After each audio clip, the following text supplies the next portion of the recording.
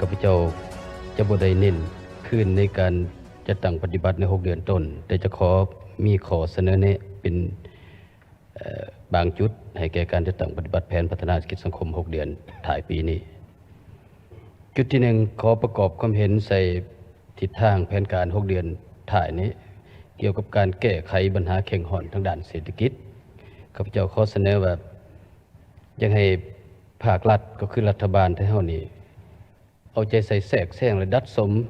ราคาสินค้าราคาบริการให้ไวเท่าที่จะไวได้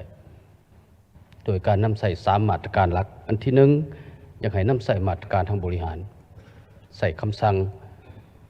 โปรโมทสินค้าที่เฮาเห็นว่ามันจำเป็นจะต้องได้ใส่ปัจจุบันนี่มันกระทบหลาย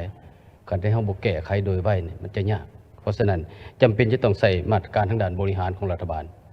ไปแทรกแซงไปดัดสมก่อนมาตรการที่2มาตรการทางด้านเศรษฐกิจจำเป็นจะต้องมีเม็ดเงินไปอัดฉีดไว้เป็นต้นว่าการอุดหนุนราคาน้ำมันอุดหนุนราคาสินค้าราคาบริการอันนี้หลายประเทศเพิ่นก็เฮ็ดขอให้รัฐบาลได้ต้องได้แก้ไขโดยไวเพราะฉะนั้นถ้าเฮาแก้บ่ได้เวลานี้นี่จะแก้ยาวไปยิ่งเฮ็ดให้เฮาเสียหายหลายโดยเฉพาะเป็นการอุดหนุนราคาน้ำมันซึ่งเป็นปัญหาที่หีบด่วนที่สุดเดี๋ยวนี้นี่ชาวไร่ชาวนาชาวเกษตรกรกำลังลงสู่การผลิตถ้าเฮาอุดหนุนราคาน้ำมันนี้ได้จะเป็นผลดีหลายต่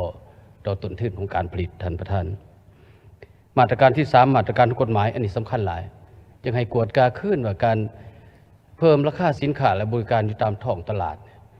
มันสอดคล้องกับกฎหมายหรือบ่คันเฮาบ่ใส่มาตรการติดตามกฎการทางด้านกฎหมายนี่ก็จะเฮ็ดให้ผู้ที่ฝ่าฝืนนั้นบ่ปฏิบัติตามอันนั้นจะขอเสนอบางทิศทางในการแก้ไข6เดือนถ่ายส่วนการจัดเก็บรายรับของงบประมาณนี้ข้าพเจ้าขอแสดงความเป็นเอกภาพแล้วก็เห็นว่าปีนี้นี่การจัดเก็บรายรับของงบประมาณนี่ก็ได้ดีหลายกันเทียบใส่ปีผ่านมาตามที่รัฐบาลเสนอและภาคส่วนอยู่ท้องถิ่นพวกข้าพเจ้าก่อนขึ้นมาประชุมนี้ก็ได้ไปติดตามไปกวดกาเบิ่งทั่วแขวงก็เห็นว่าปีนี้นี่การจัดเก็บรายรับบางเมืองเกือบ 70-80% แล้วคาดว่าจะสามารถบรรลุได้ตามคาดหมายหรือเกินแผนเล็กน้อยเนื่องจากว่าปีนี้แขวงสารวัตรพวกข้าพเจ้าก็มีตัวเลขแล้วครับที่ได้รับการรับห้องอยู่ในกองประชุมสมัยสามัญเพียงแต่200กับ5ตื้อโดยบาทกีบเท่านั้น200กับ5ตื้อกีบคิดว่ามาฮอดปัจจุบันนี่ก็ได้หลายกว่าครึ่งนึงแล้วแต่ว่าคันเป็นไปได้ก็เสนอให้ทั้งรัฐบาลโดยเฉพาะในกระทรวงการเงินคนขัวขึ้นว่าในบรรดาแขวงภาคใต้เนี่ยแขวงสารวัตรข้าพเจ้าก็จัดเก็บรายรับได้น้อยกว่าหมู่นั่นแหละหาเงินได้200ตื้อแต่จ่ายประมาณ500ตื้อเพราะฉะนั้นถ้าหากไปบวกเอารายรับภาษีโดยเฉพาะภาษีเข้าออกจากถ่านหินเนี่ยเขาไปตืมซึ่งพวกข้าพเจ้าประเมินเบิ่งกับสิประมาณบ่ต่ำกว่า300ตื้อถ้าบวกตัวนี้เข้าก็จะได้ท่านประธานเดี๋ยวนี้ในทั้งบริษัทเป็นก็เสนอมหารัฐบาลเพื่อให้จดจดจ่ายหรือว่าให้ยกเว้นภาษีเข้าออกซึ่งยังค้างมาฮอด6เดือนต้นเนี่ยประมาณ158ตื้อถ้าบวกตัวนี้เข้าจะเห็นให้รายรับของสารวัตรเพิ่มขึ้นเวลาแบ่งรายรับเกินแผนพวกข้าพเจ้าก็จะได้คือกันกับแขวงอื่นจึงจะได้พัฒนาท้องถิ่นอันนี้ข้อห้องว่าถ้าจดเป็นรายรับของแขวงหรือรายรับของส่วนกลางก็ดีขอให้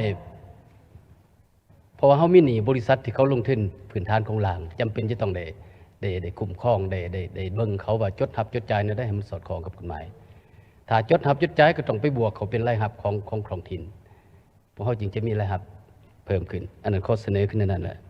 ส่วนของเขตสังคมนี้ข้าพเจ้าขอเสนอต่อกองประชุมว่าอยากเสนอเอาการศึกษาในเวียกงานการศึกษาเป็นวาระแห่งชาติได้บ่ไปกวดเบิ่งนี่นาเป็นห่วงที่สุดท่านประธานแขวงสารวัตรแขวงน้อยๆเนี่ยมีผู้ปาราการศึกษากว่าเกือบ 10,000 คน 8,000 กว่าคนบางโรงเรียนเนี่ยแต่ก่อนเขาบอกว่าบ่มีครูขาดครูยันนี้เขาขาดนักเรียนเนี่ยขาดนักเรียนสาเหตุที่พวกข้าพเจ้าไปกวดเบิ่งนี่ก็มีหลายปัจจัยต้นตอเป็นผลกระทบของเศรษฐกิจท่านประธานเพราะฉะนั้นวิธีแก้นี่ข้าพเจ้าคิดว่าต้องเอาเป็นวาระแห่งชาติตามทฤษฎีของประธานไกรสอนเพิ่นเอาการศึกษาไปก่อนก้าวนึงเข้าใจว่าประเทศที่เขากำลังเลือกตั้งผู้นำปัจจุบันนี่กำลังเสนอเอาการสร้างทรัพยากรมนุษย์นี่เป็นบุริมสิทธิ์ของเขาคันที่เขาไปป้าให้ไปอีกเป็นเรื่องท่านประธาน ขอเสนอไว้ให้แก้โดยด่วนอันนี้บางโรงเรียนที่พ่อเฮ็ดได้เนี่ยอาจจะเอาเงินส่วนใดส่วนหนึ่งพอโรงเรียนนั่นเป็นหยังเขานักเรียนจึงขาดอันนึงแหละบ่มีเงินสิไปโรงเรียนบ่มีเงินซื้อเครื่องนุ่งห่มบ่มีอาหารกลางเว้นให้เขาอันนี้เป็นปัจจัยหลักที่พ่อแม่ก็คือผู้ปกครองครูอาจารย์เสนอโรงเรียนบ่มีสนามเล่นบ่มีอุปกรณ์กีฬาโรงเรียนบ่มีพัดลมปีนี้ร้อนแท้ร้อนว่านะเพราะฉะนั้นเขาก็ไปอยู่ตามบ่อนที่มีเงื่อนไขไปหาเงินไปนั่นนี่เฮ็ดให้นักเรียนปาละการเรียนหลายเนาะขอให้เอาใจใส่ในด้านนี้นี่ตื่มอันสุดท้ายอยากเสนอต่อกองประชุมว่ายังให้ยกระดับการปฏิบัตินโยบายต่อแพทย์อาสาสมัครซึ่งอยู่แขวงสารวัตรพวกข้าพเจ้ามีแพทย์อาสาสมัครทั้งหมด537 คนซึ่งอยู่ตามสุขศาลาตะแสงต่างๆเนี่ยพวกเพิ่นบ่มีนโยบายอันใดอัตราเฉลี่ยแพทย์ต่อคนนี่ตามมาตรฐานก็ 4.5 คนต่อแพทย์ต่อประชากร 1,000 คนแต่ว่าอยู่สารวัตรนี่เพียงแต่แพทย์ผู้หนึงรับคนเจ็บหมดเป็นพันสมมุติอันนี้มันก็ยุ่งยากเพราะฉะนั้นถ้าเฮาบ่มีนโยบายถูกต้องต่อแพทย์อาสาสมัครจำนวนหลวงหลายขึ้นนั่นนี่ให้หมู่เพิ่นได้มีเงินอุดหนุนคือกันกับครูอาสาสมัครได้บ่อันนี้เป็นเสียงห้องเสียงเสนอของแพทย์หมออยู่ตามสุขศาลาจุดสุดท้ายจะเป็นเรื่องค่าบริการกองทุนประกันสังคมและมีปัญหาท่านประธานปกติแล้วมันฟอกไขลังจะเป็นล้าน200,000 กีบแต่ว่าเพิ่นประกันให้เพียงแต่400,000 กีบเนี่ยนอนห้องหมอนี่800,000 กีบแต่เพิ่นให้ตัวจริง400,000 กีบเพราะฉะนั้นอันนี้รัฐจะต้องได้ไปอัดฉีดใส่คันบ่นั้นทั้งห้องหมอเอกชนก็ปรากฏว่าราคาก็แพงขึ้นเกินมาตรฐานที่กำหนดไว้โดยเฉพาะแม่นโดยรวมข้าพเจ้าก็แสดงย่องยอความสมเสยเนาะต่อคณะรัฐบาลที่ได้มีการจัดตั้งปฏิบัติแผนพัฒนาเศรษฐกิจสังคมเนาะในระยะผ่านมาก็ถือว่าปฏิบัติได้ดีพอสมควรในระยะผ่านมาแต่ในนั้นเนาะข้าพเจ้าขออนุญาตประกอบความเห็นต่อกับเวียงงานดังกล่าวหันซึ่งในนั้นมันก็ติดพันกับคำถามโจจิ้มของท่านประธานเนาะโดยเฉพาะแม่นเว้าเรื่องการคุ้มครองเงินตาการนำใช้เงินตานี่ในปัจจุบันนี้เนาะซึ่งว่าในระยะผ่านมากับพวกเฮาก็ได้เว้ากันหลายเทื่อเนาะโดยเฉพาะประชุมสภาแห่งชาติแต่ละครั้งเว้าตลอดแต่ว่าภาคการจัดตั้งปฏิบัติของพวกเฮานี่แม่นยังลาหลวมอยู่เนาะบ่มีความหัดกลุ่มในปัจจุบันเนี่ยการนำใช้เงินตาก็มีความสะสายนับแต่ห้านตำมะฮุงจนห้านโรงแรมห้านใหญ่ๆหรูๆหลาๆเนาะต่อกับปัญหาดังกล่าวนี้ถ้าว่าเป็นไปได้เนาะอันนี้ก็อยากให้ทั้งคณะรัฐบาลเอาใจใส่ต่อกับการจัดตั้งปฏิบัติเวียงงานดังกล่าวนี้ให้เข้มงวดเนาะคือต่างประเทศเนาะพวกเฮานำใช้เงินตานี่เข้าไปประเทศก็เจ้าต้องได้มีการแลกเปลี่ยนเนาะอันที่ 1อันที่ 2มานี้ต่อกับการคุ้มครองบอนแลกเปลี่ยนเงินตานอกระบบนี่เนาะตรงนี้นี่พวกเฮาสิเฮ็ดแนวใดเนาะซึ่งในนั้นข้าพเจ้าก็ได้รับฟังเกี่ยวกับการรายงานของพวกท่านนี่ด้านนิติกรรมมีสั่งต่างๆถือว่าครบองค์ประกอบเกือบหมดแล้วเว้าเรื่องการกลไกการจัดตั้งปฏิบัติมันคาแต่ว่าภาคการปฏิบัติตัวจริงนี่ที่ว่ายังบ่ทันได้สำเร็จเนาะโดยเฉพาะแม่นอันนี้เฮาเฮ็ดก็มีช่วงนึงก็เฮ็ดอยู่หลังๆมาก็ค่อยไปเนาะตัวนี้ก็สังคมก็ตั้งคำถามเวลาที่ข้าพเจ้าได้ลงไปพบปะพ่อแม่ประชาชนเขาอยากรู้ว่ากรณีที่ว่าจับมาได้แล้วก็มาศึกษาผมมาเฮ็ดอีสั่งใดๆก็ต้องได้ออกข่าวนำเนาะแล้วก็สืบหาถามหาว่าเขาเงินดังกล่าวนี่มาแต่ไสมาแลกเปลี่ยนกันนี่เนาะตัวนี้แล้วก็ปฏิบัติมาตรการข้าพเจ้าคิดว่าปัจจุบันนี้เฮาสิมาเฮ็ดบทบันทึกค่อยๆนี่คิดว่าคือสิบ่ได้ละควรจะนำใช้มาตรการทางด้านกฎหมายเนาะเพื่อให้มีความเข้มงวดต่อกับปัญหาดังกล่าวอันนี้ก็มีแลกเปลี่ยนขึ้นแล้วนั่นเนาะส่วนว่าผ่านการรับฟังการรายงานว่าพวกเฮานี่ขาดแคลนเงินตานี่เนาะปัจจุบันเนาะซึ่งว่าข้าพเจ้าสังเกตว่าปัจจุบันนี่พวกเฮาก็ถือว่าเป็นธรรมดาอยู่เนาะโดยเฉพาะแม่นการนำเข้ารถนี่นำเข้าพาหนะนำเข้าน้ำมันตัวนี้นี่เป็นไปได้บ่ว่าพวกเฮาสิมีการดัดส่งต่อกับพาหนะนั้นคือพวกท่านเห็นแล้วเนาะอยู่ในนครหลวงเวียงจันทน์หรือว่าขอบเขตทั่วประเทศของพวกเฮาบางบ่อนประชาชนนี่ผู้ที่บ่มีดินเนาะจอดรถสะสายตามเคียมทางเนาะจาก4เลนก็เหลือแต่2เลนก็มีเด้อันนึงเนาะแล้วตัวนี้มันจะเฮ็ดอย่างได้ตื่มอีกมันจะเว้าเรื่องกันประหยัดกันนำใช้เงินตาฮะเพราะว่าพวกเฮาไปสูญเสียเกี่ยวกับการซื้อตัวนี้ก็หลาย กับนำเข้าน้ำมัน ตัวนี้ที่ว่ามันเป็นปัญหาแล้วตื่มอีกตัวนึงเนาะตัวนี้ก็ถือว่ามันเป็นปัญหาดนแล้วเนาะแต่ว่าข้าพเจ้าบ่เห็นว่าทางแขนงการเกี่ยวข้องนี้ยังพันได้เอาใจใส่ในการแก้ไขโดยเฉพาะแม่นบริษัทเซาสินเชื่อนี่นะเนาะยังโทรหาอยู่ตัวนี้นี่เป็นปัญหาสังคมที่ว่าเขาตั้งคำถามขึ้นมาเนี่ยเป็นไปได้บ่ทางธนาคารแห่งสปป.ลาวนี่ในฐานะที่ว่าคุ้มครองเวียงงานดังกล่าวนี่ออกเป็นแจ้งการเนาะถ้าว่ามีบริษัทใดที่ว่าโทรมาอีสั่งต่างๆแล้วให้แจ้งเบอร์นี้แล้วนี่ได้บ่เนาะเพื่อว่าบ่ให้มันเป็นคือเก่าในปัจจุบันนี้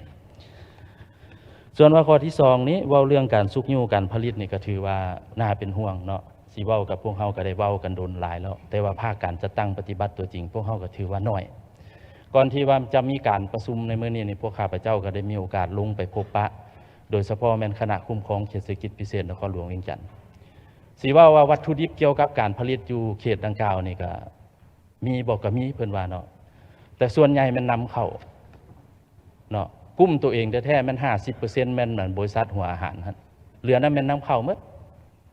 ตัวนี้นี่แหละที่ว่าพวกเฮาต้องเฮ็ดกลไกต้องโซ่บ่ให้มันขาดเฮ็ดอะไรพวกเฮาสิเข้มสิแข็งเนาะเว้าเรื่องการสุกยู่การผลิตก็ตัวนี้นี่แหละเนาะอันนี้ก็อยากให้เอาใจใส่ตื้มโดยเฉพาะแม่นให้บรรดาพนักงานของเขตเวียงงานของตัวนี้ลงไปสุกยู่กระตุกสุกยู่พ่อแม่ประชาชนอยู่คันหักฐานหั่นเนาะเพราะในระยะผ่านมาก็เฮ็ดบ่ก็เฮ็ดแต่ว่าก็ยังบ่ทันได้มีประสิทธิภาพประสิทธิผลเท่าที่ควรเนาะส่วนว่าข้อที่3นี้ตัวนี้ก็เป็นการแลกเปลี่ยนอันนี้ก็สิว่าก็เป็นทางเสียงสังคมในปัจจุบันอยู่ในขอบเขตเลือกตั้งของข้าพเจ้าเนาะในระยะผ่านมาโดยเฉพาะแม่นเว้าเรื่องการเก็บอากรที่ดินที่ว่ามันเป็นปัญหาในปัจจุบันเนี่ยเนาะหลายท่านก็คือสิเห็นถือว่าปัจจุบันนี่ถือว่ามีการเก็บเพิ่มขึ้นเนาะอันนี้ถ้าว่าเป็นไปได้ควรว่าอยากให้มีการไล่เลียงคืนตื่มอีกเนาะเพื่อให้มันสมเหตุสมผลฮะบ่ให้มันแพงเกินไปเพราะว่าประชาชนส่วนใหญ่เดี๋ยวนี้ก็บ่อยากเสียภาษีที่ดินแล้วมันสิไปกระทบกับการจัดเก็บรายรับของพวกเฮาฮะเนาะเพราะว่าขึ้นก็ขึ้นหลายเกินไปตัวนี้ก็ลองเบิ่งเพราะว่ามันมีกรณีเคสบางอันแต่ก่อนนี้ก็เราเคยเสียอยู่ประมาณ8ล้านปลายแต่ว่าปัจจุบันนี่เสียไปตื้มมันเนาะได้เสียเขาตามการคิดรายมัน91ล้านกีบเนาะถือว่ามันขึ้นสูงหลายตัวนี้ก็ขออยากให้มีการไล่เลียงคืนเบิ่งคืนว่าเกี่ยวกับการจัดเก็บอากรที่ดินนี้ส่วนเวกที่4นี้เว้าเรื่องคงเขตเวียกงานวัฒนธรรมสังคมนี่ก็อยากให้กวดกาเบิ่งคืนบ่เนาะเพราะว่าในระยะผ่านมาพวกเฮาก็ได้มีการกำหนดโดยเฉพาะแม่นเว้าเรื่องเกี่ยวกับการเปิดเพลงอยู่ร้านอาหารต่างๆสถานที่ท่องเที่ยวหั่นเนาะเอาเพลงลาวเท่าใดเปอร์เซ็นต์เพลงต่างประเทศจักเปอร์เซ็นต์แต่ว่าปัจจุบันนี่บ่สนเลยเนาะคันว่าเข้าร้านอาหารนี่เกือบว่าอยากเพลงสากล 100% พุ่นแหละเดี๋ยวนี้เนาะตัวนี้ก็อยากให้ทางแขนงการเกี่ยวข้องนี่เอาใจใส่ตื้มอีกต่อกับปัญหาดังกล่าวนี้เนาะเพราะว่าพวกเฮาก็ติดพันกับปีท่องเที่ยวของพวกเฮานี่เด้เนาะให้แขกทางดาวเท่าต่างเมืองมาเยี่ยมมายามเพิ่นก็ให้ฮู้เสียงครับเสียงลำเฮาได้บ่เนาะอันนี้มีแต่เพลงต่างประเทศนั้น